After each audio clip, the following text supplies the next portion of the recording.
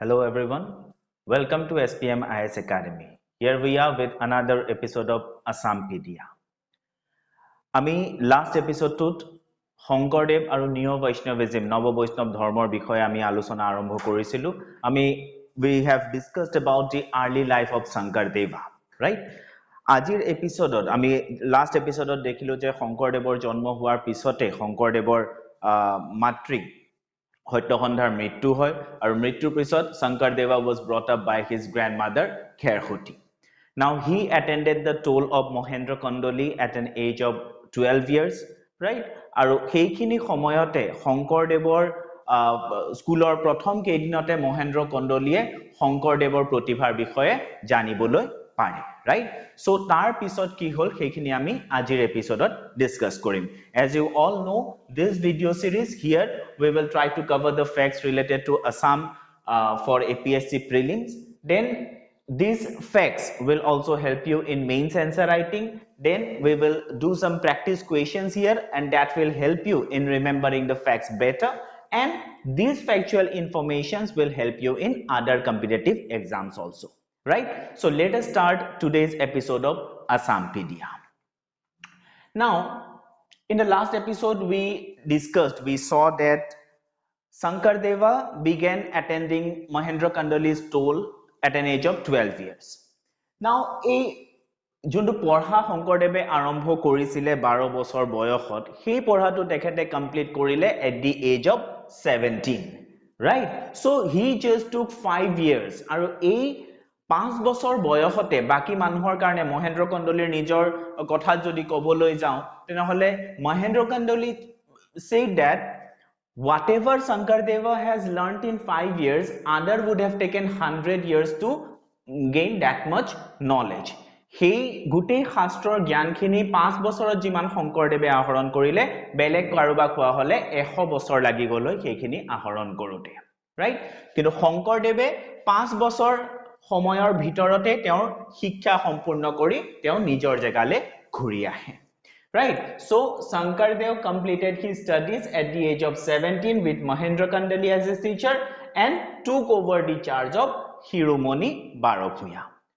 So he belonged to the family of Shiromani Barabhuya, and after completing his studies Shankardev came back to his place and he took the charge as the leader of the Barabhuyas.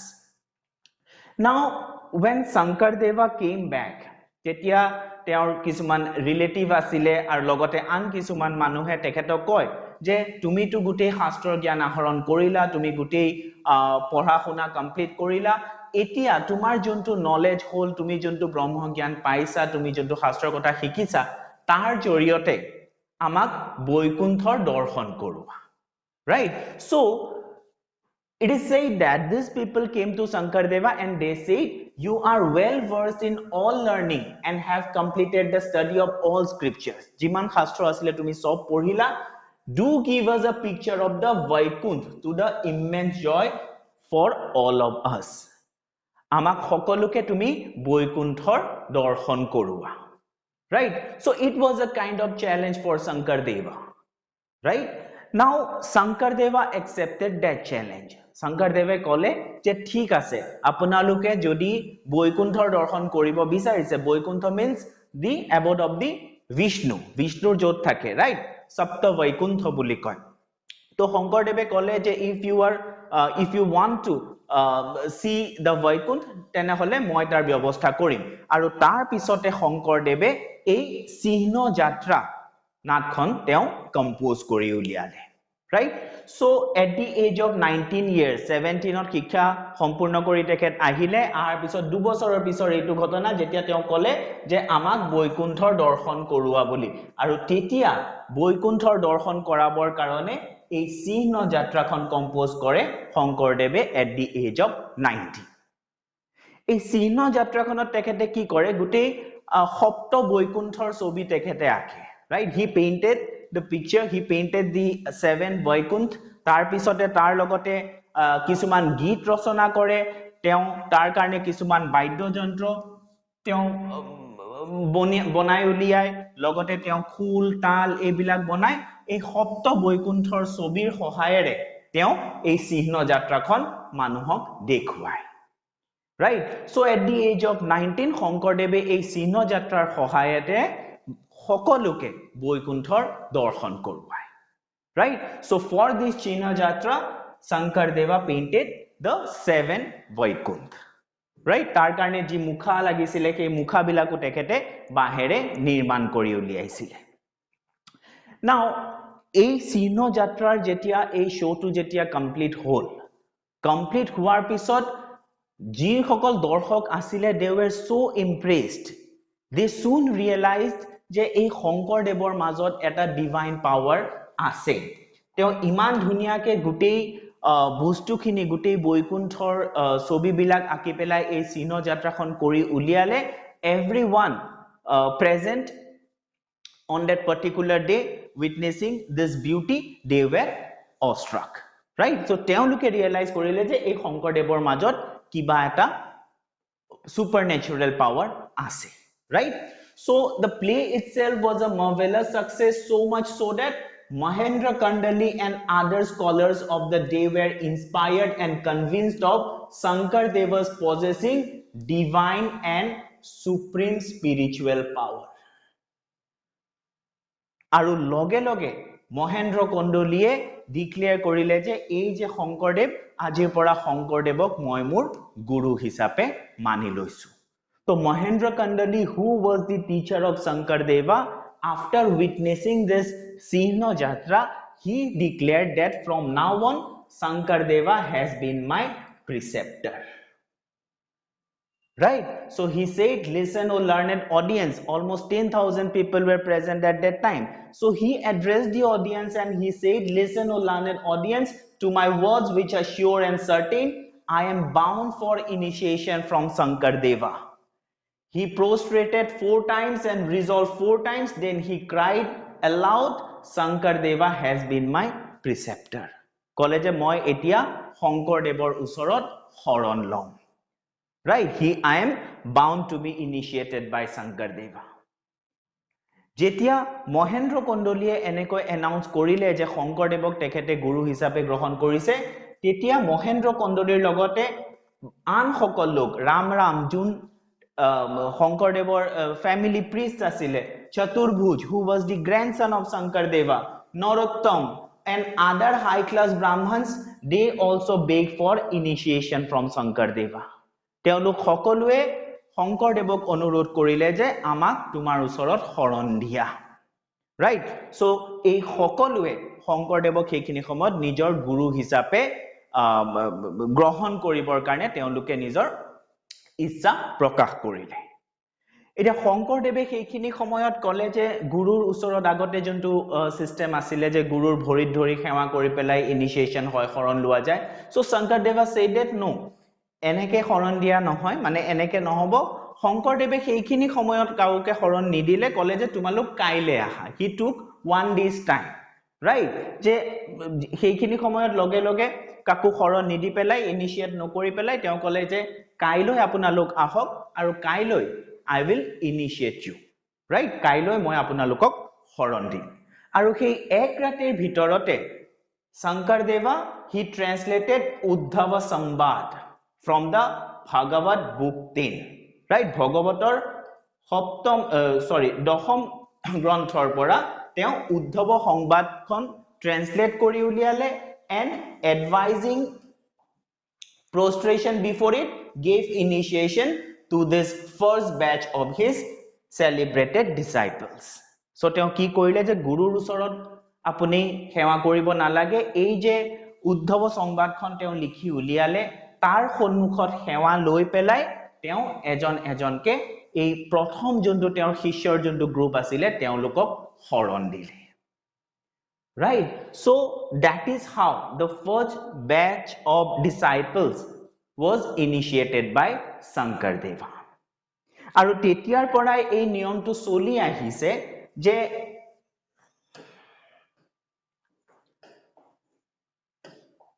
তেতিয়াৰ পৰা এই নিয়মটো চলি আহিছে যে নামঘৰত যোনখন থাপনা থাকিব right the thapana of a Mahapurushiya institution is scrupulously clean by the absence of any image or picture, including that of Krishna himself, and has only the kirtan or any other Mahapurushiya scripture instead for adoration. Mane thapona khonot মহাপুৰুষীয়া institution বিলাক নামঘৰ বিলাকত তাতে থাপনাখনত কোনো ভগৱানৰ মূৰ্তি নাথাকে যদিও তেওঁলোকে কৃষ্ণৰ গুণানুকীৰ্তন কৰে কিন্তু কৃষ্ণৰ মূৰ্তিও এই থাপনাখনত দেখিবলৈ পোৱা নাযায় এই থাপনাখনত হয় কীৰ্তন থাকিব কীৰ্তন ঘোষা থাকিব নহলে বেলেগ সেই মহাপুৰুষীয়া ধৰ্মৰ কিছুমান স্ক্ৰিপচাৰ থাকিব শংকৰদেৱৰ প্ৰথম বেচটোক যেতিয়া ইনিশিয়েট কৰিছিলে তেতিয়াও সেই উদ্ধৱ সংবাদখনৰ জৰিয়তে হৰণ দিছিলে যদি সেৱা কৰিব আছে সেই পুথিখনকে সেৱা কৰি পেলাই হৰণ দিয়া হৈছিল ৰাইট সেই প্ৰথাটো এতিয়ালৈকে এই মহাপুৰুষীয়া ইনষ্টিটিউশন বিলাকত সেইটো মেইনটেইন হৈ আছে Now, by the desire of the people, Shankardeva, as the chief of the Bhuyas, led them from Alipukhuri to Tembuani, Bordualoi. Teo Siromonir pottu grohon korisile, grohon kori pelai, teo logote baki manu bilakok loi, tekhet hokol Alipukhuri pora Borduar Tembuani loike ahile, and it is considered to be the original place of residence of their forefathers. Then in 1470 he introduced the Fakua festival with a view to propagate Vaishnavism on a wider scale.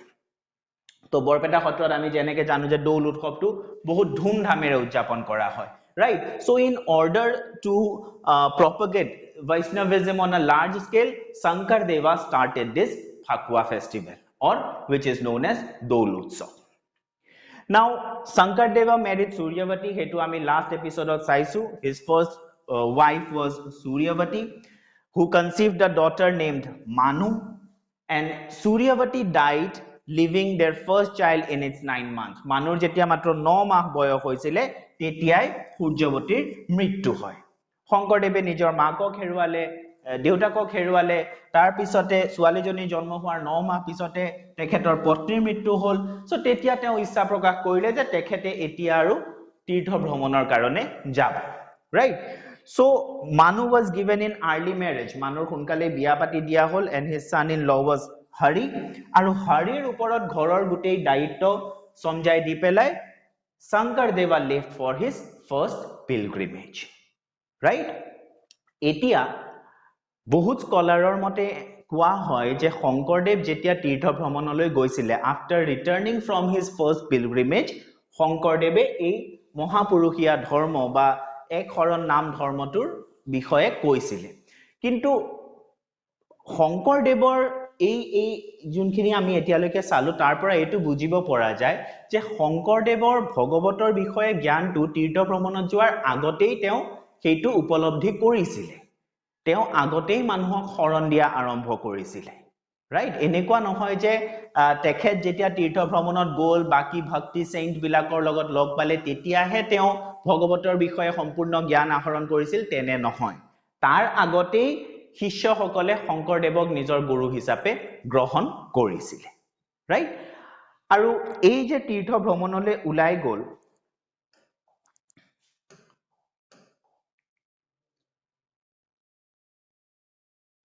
তীৰ্থ ভ্ৰমণলৈ যোৱাৰ সময়ত পুৰীৰ জগন্নাথ মন্দিৰত মানে তেওঁ দৰ্শন কৰিছিলে আৰু এই পুৰীত থাকুতেই কোৱা যায় according to some scholars সেইখিনি সময়ত জগদীশ মিশ্ৰা বুলি এজনে শংকৰদেৱৰ ওচৰত শংকৰদেৱৰ আগত গোটেই ভগৱতখন পাঠ কৰিছিলে মানে বেলেগ মানুহো আছিলে তাৰ মাজত শংকৰদেৱো আছিলে আৰু কোৱা হয় যে জগদীশ মিশ্ৰই যেতিয়া ভগৱতখন পাঠ কৰিলে বা এক্সপ্লেইন কৰিলে তেতিয়া শংকৰদেৱৰ ভগৱতৰ বিষয়ে জ্ঞানটো সম্পূৰ্ণ হল but there are some scholars who beg to differ from this theory তেওঁলোকৰ মতে শংকৰদেৱে এই জগদীশ মিশ্ৰাৰ পৰা ভগৱতৰ জ্ঞান আহৰণ কৰা নাছিলে for example Dimbeswar Neog he wrote that one Jagadish Mishra of Trihut went to Puri to read the Bhagavad there for approval of his scholarship on the subject but it so happened that he felt that he was ordered by the deity there in a dream to read the Bhagavad before Shankardeva of Kamrupa, who had of late earned fame enough as living Jagannath by interpreting scriptures in Puri. So Jagadish came to Shankardeva and prayed to him to fulfill his desire. So according to Dimbeswar Neok, Shankardevor Bhagavator Gyan agor porai hoisile. আৰু জগদীশ মিশ্ৰাৰ পৰা সেই জ্ঞান লোৱা নাছিলে in fact Jagdish মিশ্ৰাই ইচ্ছা প্ৰকাশ কৰিছিলে শংকৰদেৱৰ আগত ভগৱত পাঠ কৰিবৰ কাৰণে কাৰণ জগদীশ মিশ্ৰাৰ সপোনত ভগৱানে আহি কৈছিলে যে শংকৰদেৱৰ ওচৰত গৈ পেলাই তুমি এই ভগৱতখন পাঠ কৰিব লাগে আৰু জগদীশ মিশ্ৰাই শংকৰদেৱৰ ওচৰত ৰিকুৱেষ্ট কৰিছিলে to fulfil his desire right গটিকে according to some scholars Jagdish মিশ্ৰাৰ পৰা শংকৰদেৱে ভগৱতৰ জ্ঞান লোৱা নাছিলে কিন্তু যিয়ে নহওক আমি জানো যে এই জগদীশ মিশ্ৰাৰ এই ভগৱত পাঠ কৰাটো এটা ইম্পৰ্টেন্ট ইভেন্ট হয় right like in the promotion of neo Vaishnavism in Assam this incident is considered to be an important incident so from our exam point of view we should remember this name je kune শংকৰদেৱৰ প্ৰেজেন্সত সেই ভগৱত পাঠ কৰিছিল and the answer is Jagadish Mishra. তাৰ পিছতে শংকৰদেৱে যোনটো একশৰণ নাম ধৰ্ম আৰম্ভ কৰিলে সেই ধৰ্মটোৰ বিষয়ে কি কি তাৰে প্ৰিন্সিপলস আছে right তাতে কি কি পাৰ্ট আছে কি হয় actually what is the philosophy of this neo Vaishnavism তাৰ বিষয়ে আমি নেক্সট এপিসোডত ডিসকাস কৰিম আৰু শংকৰদেৱৰ এই যে ধৰ্মটো প্ৰচাৰ কৰিছিলে ইয়াতে irrespective of religion বেলেগ বেলেগ ধৰ্মৰ পৰা বহুত শিষ্য Shankardeva asile. For example, Chandasai, he was a Muslim. Govinda, he was a Garo. Paramananda was a Miri. Jayananda or Jayaram was a Bhutia. Narottam was a Naga. Narahari was Ahom. Sri Rama was Koivarta. Madhava was Potter. And Damodar was Trader. So, beleg beleg castor manu Shankardevor horonot sthan paisile. Shankardeva never discriminated on the basis of religion, race, caste and sex. Right? So, he never discriminated on the basis of this caste. Beleg beleg dharmor, beleg beleg castor manuhe Shankardevor ei dharmotu grohon korisile. Right? So, ei dharmotur bishoye details ot ami next episode ot discuss korim. Prothomote dharmotur bishoye korim, tar pisot ami shotror bishoye korim aru tar pisot ami literature tur bishoye sam. Now, the fact that we have discussed today, let us see, based on those facts, let us see some of the MCQs. So, first question, for which of the following Shankardeva painted 7 Vaikuntha? Kunkhonor karane Shankardeve Sapta Vaikuntha Ankon kori uliaisile. These are your options. You give the answer in the comment section. Right? Second question, who among the following were not in the first batch of disciples initiated by Shankardeva? Mahendra Kandali, Madhav Dev, Rama Rama and Rajadhara. And your options are 1 only, 2 only, 2 and 4, 1 and 3. Right? So out of these 4 persons, who were not present in the, not included in the first batch of disciples initiated by Shankardeva. Then, for initiation of the first batch, which of the following text was translated by Shankardeva? Options are Uddhava Sambad, Uttarakanda, Adi Kanda and Garuda Puran. Which of these 4 texts was translated by Shankardeva in order to initiate his first batch? Next question, which of the following is considered to be the original place of place of residence of Shankardeva's forefathers? Options are Tembuani, Alipukhuri, Roha, Borpeta. Right? When Shankardeva left for pilgrimage, who took the charge of his household affairs? Ghorar daitto kar hatot gotai goisile? Hori, Mahendra Kandali, Rama Rama or Chaturbhuj? Hori was the son-in-law, Mahendra Kandoli was his teacher and disciple, Rama Rama family priest, and Soturbhus was his grandson. Then, who of the following recited and explained the entire Bhagavata in the presence of Shankardeva, which is believed to be an important event in the development of Neo-Vaishnavism in Assam? And your options are Jagadish Mishra, Daityari, Sridhara Swami, and Tulsi Ram. Right? Out of these four, who has recited and explained entire Bhagavata in presence of Shankardeva? Question number 7. Who among the following was the Muslim disciple of Shankardeva? Options are Narottam, Govinda, Chandasai, and Jayananda. Right? So these are the practice questions for today. You can give your answers in the comment section. Right? So I will give you the correct answers in our next episode. So that is all for today. In our next episode, we will discuss about Mahapurushiya Dharma, or which is known as Ek Haran Nam Dharma. So that is all for today. Thank you.